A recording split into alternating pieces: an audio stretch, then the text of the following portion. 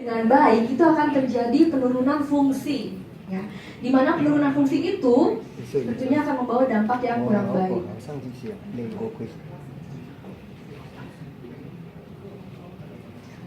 Oke, jadi kalau Bapak dan Ibu semua bisa diraba ya, itu ada terletak di bawah diafragma. Itu adalah tulang di area perut kita. Ya, jadi tentunya di sini akan memompa darah dari jantung ke hati dan juga akan memompa dari pembuluh darah ke pencernaan. Fungsinya apa saja sih kira-kira hati ini? Banyak sekali. Salah satunya juga sebagai ekskresi, yaitu untuk metabolisme, sisa metabolisme yang sudah ada di dalam tubuh kita. Kemudian juga sintesa karbohidrat, protein, dan lemak. Hati-hati, ada yang sering makan malam dekat waktu dengan istirahatnya? Hah?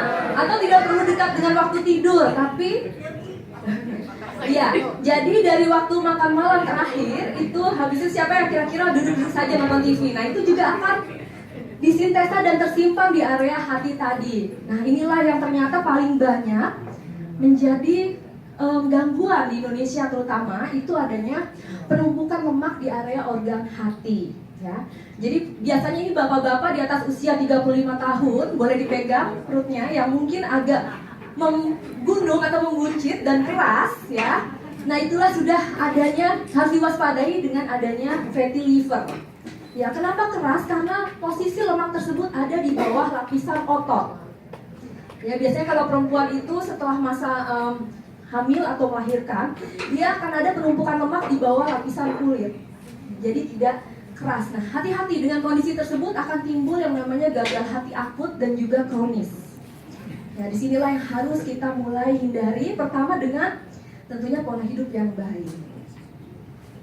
Oke, jadi kira-kira kelainan fungsi hati itu bisa kita waspadai dengan adanya perubahan warna dari feses dan juga dari perubahan warna urin. Jadi kalau tiba-tiba warna urin atau fesesnya berubah agak gelap dan kejadian terus-menerus, kita harus waspada karena apa? Hati ini begitu banyak fungsinya sehingga rentan terhadap penyakit. Oke, dan ini tanda-tandanya apabila kita mengalami gangguan hati. Jadi kira-kira seperti apa? Yaitu timbul kemerahan di kulit, bahkan ada bentuk dari area kuku yang mulai ada perubahan seperti ini, dan biasanya juga diikuti dengan sering sakit kepala. Kok kejadiannya tidak hanya melulu di area hati, tapi timbulnya kemana-mana, ya. Jadi ini adalah beberapa kejadian yang harus dicurigai. Nah, kondisi hati ini bisa timbul seperti ada kondisi hepatitis. Hepatitis ini juga ada yang bukan disebabkan oleh virus saja, tapi juga disebabkan oleh non-infeksi atau non-virus. Ini juga termasuk seperti minum alkohol, obat, dan juga tadi terlalu banyak penumpukan fatty liver atau obesitas. Ya. Akan terlihat seperti apa? Mata bisa terlihat kekuningan. Kemudian akan berlanjut apabila tidak ditangani kondisi tersebut akan mengalami sirosis hati. Seperti ini ya bentuk organnya. Ya, untuk gambar-gambar berikutnya ini akan lebih, ya mungkin kalian tidak kuat, tidak perlu melihat ya. Jadi kanker hati ini terjadi setelah adanya sirosis tadi hadir dan tidak bisa ditangani lagi. Ya, kemudian akan berlanjut juga dari kondisi tersebut itu gagal hati. Ini juga bisa disebabkan karena genetik maupun terlalu banyak konsumsi alkohol. Nanti akan kita bahas lebih lanjut berapa sih batasannya. Kemudian untuk asid ini adalah lanjutan dari sirosis. Oke. Dan ya, termasuk di salah satunya diantaranya juga adanya batu empedu. Ini juga akan sangat mengganggu walaupun memang tidak berbahaya, tapi kondisinya bisa mengganggu dari keseharian. Ya, tentunya dengan adanya tindakan lebih lanjut biasanya akan diangkat kantungnya. Kemudian juga yang ini kondisinya juga genetik untuk hemokromatosis, yaitu adanya penumpukan zat besi. Ya, jadi tidak semua orang akan mengalami hal ini walaupun punya pola hidup yang kurang baik, tetapi ini lebih mengarah ke faktor genetik. Oke, selanjutnya ini adalah primary biliary cirrhosis. Ya, ini juga kondisinya sangat langka dan jaringannya akan seperti ini, yaitu jaringan parut pada hati. Oke, kita akan berlanjut ke penanganannya. Nah, ini ada beberapa penelitian yang sudah diteliti dari semenjak zaman Perang Dunia. Ya, ada yang sudah lahir mungkin? Oh, belum ya? Oke, di sini yaitu yang sudah diteliti adalah dari tanaman Silybum marianum. Jadi diambil dari bijinya, kemudian diekstrak. Nah, ini merupakan bioflavonoid ekstraknya. Itu akan menghasilkan suatu zat antioksidan. Fungsinya adalah untuk perlindungan terhadap hati. Jadi memang ini sudah diteliti secara klinis. Utamanya, yang paling utama dan jelas juga dari penelitian tersebut, silimarin ini bisa menurunkan kondisi keracunan dari jamur. Ya, itu sudah terbukti. Dan juga utamanya lagi, ini bisa meningkatkan regenerasi dari sel hati. Juga kan bisa melindungi hati terhadap zat-zat beracun, sirosis, dan juga sebagai anti kanker. Zat-zat beracun ini kira-kira dari mana? Ya, ada yang pernah, mungkin di rumahnya ada yang tidak ada nyamuk, pasti ada nyamuk ya. Kalau di Indonesia, ada yang pernah menggunakan obat nyamuk. Nah, itu salah satunya apabila kita hirup, nanti racunnya itu akan tereliminasi lewat hati. Nah, disinilah adanya silimarin bisa membantu untuk mendetoksifikasi proses tersebut. Di sini milk thistle bersifat sebagai antioksidan dan sifatnya bukan sebagai pelindung saja, tapi juga sebagai regeneratif. Jadi artinya bukan sekedar menangkal radikal bebas saja, tapi bisa membantu untuk regenerasi sel hati yang tadi sudah mengalami kerusakan. Oke, jadi korelasinya silimarin terhadap kesehatan atau kerusakan hati itu adalah bisa menangkal dari berbagai macam jenis racun dan juga untuk membantu ke regenerasi sel. Sekali lagi Bapak dan Ibu semua, silimarin ini merupakan suplementasi, jadi bukan sebagai obat dari hepatitis atau virus. Oke, dan di sini Hepasil DTX ini mengandung silimarin atau disebut juga milk thistle. Nah, bahasa Inggrisnya milk thistle. Di sini untuk yang Hepasil DTX Indonesia, kandungannya adalah ekstrak milk thistle, konsentrat brokoli, dan rutin. Ini fungsinya sebagai antioksidan untuk melawan radikal bebas. Kemudian olivol ini sudah dipatenkan oleh USANA, juga berfungsi sebagai antioksidan, dan green tea, buah zaitun dan kunyitnya juga di sini bersifat antioksidan dan juga sebagai analgesik. Oke, dan saya memiliki beberapa penelitian dari para saintis yang ada di USANA. Di sini untuk menunjukkan dengan adanya konsumsi Hepasil DTX itu bisa meningkatkan penyerapan dari glutathione dan vitamin C. Mungkin kalau perempuan tahu ya, glutathione biasanya digunakan untuk apa? Iya, membantu mencerahkan kulit juga. Selain itu sebagai antioksidan, dan vitamin C juga di sini banyak sekali fungsinya. Tetapi dalam kondisi tersebut, dua hal ini, glutathione dan vitamin C, ini berfungsi sebagai detoksifikasi. Jadi semua racun yang tadi mungkin terhirup secara tidak langsung atau masuk penetrasi melalui kulit dan lain-lain, itu nantinya akan terdetoksifikasi di area hati. Dan memerlukan dua jenis nutrisi penting, yaitu glutathione dan juga vitamin C. Bagaimana? Tentunya harus ditingkatkan dengan adanya nutrisi lain. Nah, di sini dengan adanya Hepasil DTX, ternyata bisa meningkatkan glutathione dan juga vitamin C plasma di dalam darah. Ya. Nah, ini kita lihat ada dua jenis uji desainnya. Untuk 8 jam dan juga 28 hari dari 3 jenis perlakuan, yaitu untuk kondisi akut, kronis, dan akut pada kronis. Ya, di sini kita lihat pada kondisi akut untuk peningkatan kadar glutathione plasma darah pada 8 jam ini naik. Jadi tentunya setelah 8 jam kita bisa konsumsi lagi, ya. Kemudian untuk kondisi kronis ini hari ke-28 terlihat naik. Akut pada kronis, ini pada di jam ke-8 dia kondisinya akan naik untuk kadar glutathione dalam darah. Kemudian untuk vitamin C, ini masuk di jam kedua, dia akan terserap paling tinggi peaknya. Pada saat di jam ke-8 mulai turun. Berarti tadi di setiap 8 jam kita bisa masuk lagi konsumsi untuk hepasilnya. Nah, kemudian di hari ke-28 terlihat juga untuk kondisi kronis, kondisi hati kronis, itu ada penaikan dari vitamin C levelnya, dan juga di jam kedua penyerapannya paling tinggi, ya. Jadi kalau Bapak dan Ibu tanyakan, tentunya kalau kita lihat di label Hepasil itu dikonsumsi sehari 1 kali 1, ya. Tapi untuk bisa mendapatkan hasil yang maksimal, karena tadi di jam ke-8 sudah mulai ada penurunan, berarti kita bisa konsumsi lagi. Jadi idealnya dalam sehari 3 kali. Ya, karena 24 dibagi 3 itu 8 jam. Jadi setiap 8 jam kita bisa konsumsi lagi. Oke, cara menjaga hati bagaimana? Hah? Gak boleh sakit hati gitu ya? Iya, jadi yang pertama, jangan minum alkohol terlalu banyak. Ya, jadi kalau untuk wanita dan laki-laki itu punya batasan maksimum minum atau konsumsi alkohol. Ya, itu kalau untuk wanita jangan lebih dari 1 shot sehari, kalau laki-laki tidak lebih dari 2 shot sehari. Jadi intinya harus dikurangi konsumsi alkohol. Yang kedua, kalau orang Indonesia rata-rata ini kalau alkohol mungkin kebanyakan jarang ya, karena suhu di Indonesia tidak terlampau panas juga. Tapi yang paling banyak ditemui adalah kondisi penumpukan fatty liver. Ya.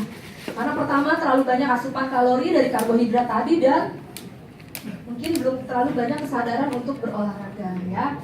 Jadi usahakan ada kesadaran dengan pola hidup yang baik. Karena apa? Berawal dari kelebihan berat badan itu bisa akan terjadi penumpukan lemak di area hati atau lemak di area organ. Namanya fatty liver. Oke. Dan dari penelitian yang ada ini terjadi pada 25% orang Amerika masalah hati tanpa penggunaan alkohol tadi. Caranya bagaimana kira-kira? Lakukan penurunan berat badan, olahraga dan pola makan yang sehat ya. Jadi pola makan yang sehat dari mana sih? Paling pertama sih hindari gorengan dulu ya, Bapak dan Ibu semua ya. Kok pada ketawa? Ya, jadi saya sudah punya gambaran untuk Bapak dan Ibu kira-kira bagaimana sih pola makan yang baik. Cari karbohidrat kompleks, itu dari beras merah, gandum, roti gandum ya. Kemudian sayur-sayuran dan buah-buahan. Kalau di Indonesia juga agak kurang untuk konsumsi susu dan kejunya ya. Jadi usahakan ada susu setiap hari dan juga makanan yang tinggi protein. Ya, saya tidak menyarankan untuk terus-menerus makan dari hewani terus. Usahakan mendapatkan asupan protein yang nabati juga. Ya, dan batasi asupan garam. Ini juga akan mempengaruhi kondisi kesehatan hati kita. Jadi kalau di Indonesia untuk AKG batasan asupan garam itu sekitar 2000 mg per hari. Kalau ukuran rumah tangganya sekitar 3 sendok teh ya. Kemudian kalau untuk gula itu 206 kalori per hari. Artinya sudah lebih banyak kalau minum soda. Nah, itu gulanya akan lebih dari ini jauh sekali. Ya, jadi usahakan dilakukan pola hidup sehat plus adanya physical activity atau olahraga. Oke, kemudian selanjutnya bagaimana cara kita untuk menjaga hati? Jauhi obat-obatan seperti obat kolesterol dan penghilang nyeri. Kemudian acetaminophen ini tidak boleh dikonsumsi jangka panjang karena memang akan banyak sekali permasalahan di area hati apabila dilanjutkan terus-menerus. Bicaralah dengan dokter dan apoteker Anda apabila mengkonsumsi obat keras utamanya. Ya, kadang kopi resep sendiri, terus-terusan beli sendiri dengan bebas, dan itu dampaknya ternyata mengganggu kesehatan hati. Selalu ikuti anjuran pemakaian. Jadi jangan sembarangan lagi dalam mengkonsumsi obat-obatan. Bapak dan Ibu semua saya sarankan. Kenapa? Karena dampaknya adalah kepada kesehatan hati kita. Waspada terhadap hepatitis. Bapak dan Ibu sering mendengar mengenai virus hepatitis ini tentunya ya. Dan kebanyakan yang kita dengar adalah dari cairan. Tapi sebenarnya hepatitis ini juga bisa terjangkit dari air dan makanan yang terkontaminasi oleh bakteri atau virusnya tersebut. Artinya dari mana? Biasanya dari tempat-tempat yang agak kotor. Ya. Kalau untuk hepatitis B dan C, ini terjadi karena adanya pertukaran darah. Artinya jangan bertukar sikat gigi. Hati-hati mungkin perempuan yang sering ke salon mani-pedi ya, itu harus bawa alat sendiri. Karena kita tidak pernah tahu kalau misalnya orang sebelumnya terjangkit virus tersebut. Kondisi ini apabila tidak ditangani dengan baik akan berlanjut ke sirosis, kanker, sampai kegagalan fungsi hati. Oke, dan ini adalah beberapa interaksi dari Hepasil. Yang pertama, jangan digunakan bersamaan dengan Simetrevir, ini obat antivirus. Ya, jadi ini harus dihindari. Kemudian kalau untuk makanan sejauh ini tidak ada penelitian. Terkadang yang alergi terhadap milk thistle itu bisa menyebabkan diare. Jadi cara penanganannya bagaimana? Dikurangi dosis atau dikonsumsi selang-seling. Ya. Kemudian hamil dan menyusui harus menghindari hepasil, jadi tidak boleh dikonsumsi pada saat hamil dan juga menyusui. Kemudian yang terakhir, untuk mereka yang punya masalah dengan kanker payudara ataupun serviks, ini harus dihindari karena bisa memiliki efek fitoestrogen. Fitoestrogen ini memiliki efek bisa meningkatkan hormon estrogen atau mempengaruhi hormon estrogen, tapi berasal dari tanaman. Oke. Cara konsumsinya bagaimana? Oral ya, kadang-kadang ada yang kreatif sekali karena itu bisa memberikan dampak meningkatkan glutathione. Saya akan taruh topikal aja deh di kulit. Itu tidak akan ada efeknya Bapak dan Ibu semua. Karena apa? Ini dikonsumsi harus secara oral. Ya. Jadi resikonya, jadi untuk apa saja kira-kira membantu dalam masalah penyakit degeneratif dan juga kesehatan hati, termasuk juga masalah pencernaan lainnya. Dan inilah ingredients yang ada dalam Hepacility X. Jadi untuk Hepacility X Indonesia, ini bentuknya bukan yang hybrid Bapak dan Ibu semua ya. Jadi dikonsumsi sehari untuk mendapatkan asupan yang optimal itu adalah 3 kali 1. Karena apa? Setiap 8 jam dia akan menurun lagi peaknya tadi dari hasil penelitian yang ada. Ya, kalau dari standar BPOM ini 1 kali 1 sehari, tapi untuk mendapatkan hasil optimal Bapak dan Ibu semua bisa mengkonsumsinya 3 kali. Oke, sekian. Ada yang mau ditanyakan Bapak dan Ibu semua?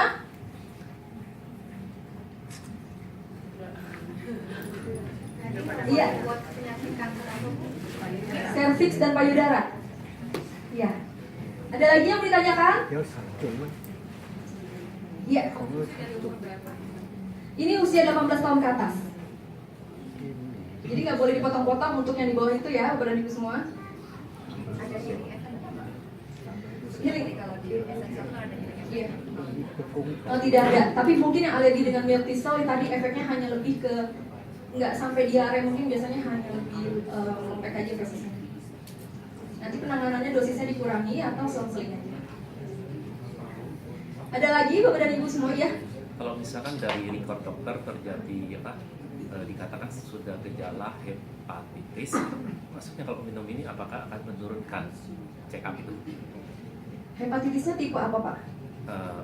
Masih ringan lah, baru awal gejala misalnya. Iya, dia bisa membantu untuk regenerasi gejala kan sudah ada cek dokternya sekian kan, apakah setelah minum ini akan menurunkan?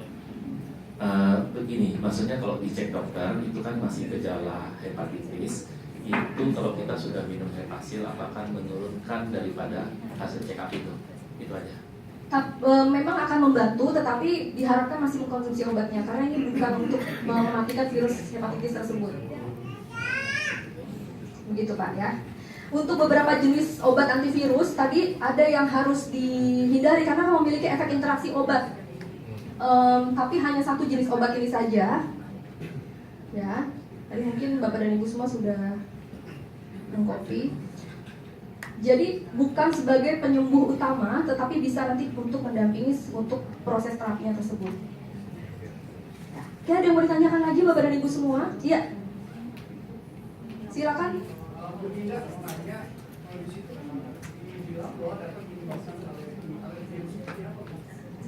Alerginya ini biasanya sih lebih ke diare. Tapi ini biasanya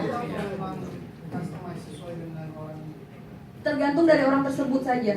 Tidak semua orang seperti itu. Dan biasanya pun efeknya bukan, sebenarnya kategori diare itu kan 8 kali buang air besar terus menerus ya cair.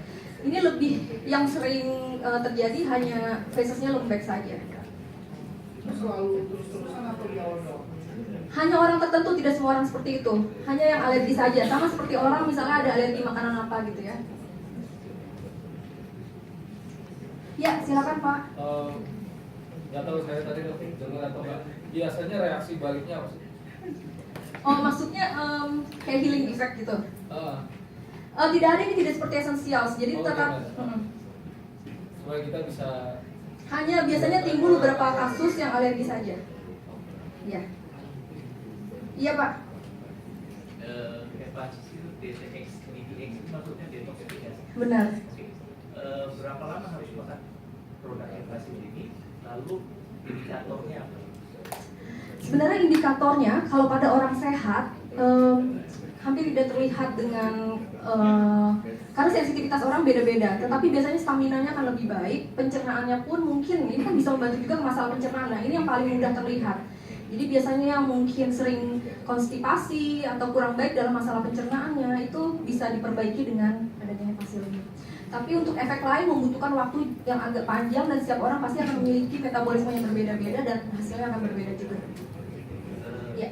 Maksud saya ada indikator apa yang lebih spesifik untuk mengetahui bahwa Hepasil ini harus dilanjutkan atau di stop? Maksudnya dengan cek lab gitu ya? Ya. Berarti orang tersebut mengalami masalah dengan penyakit tertentu.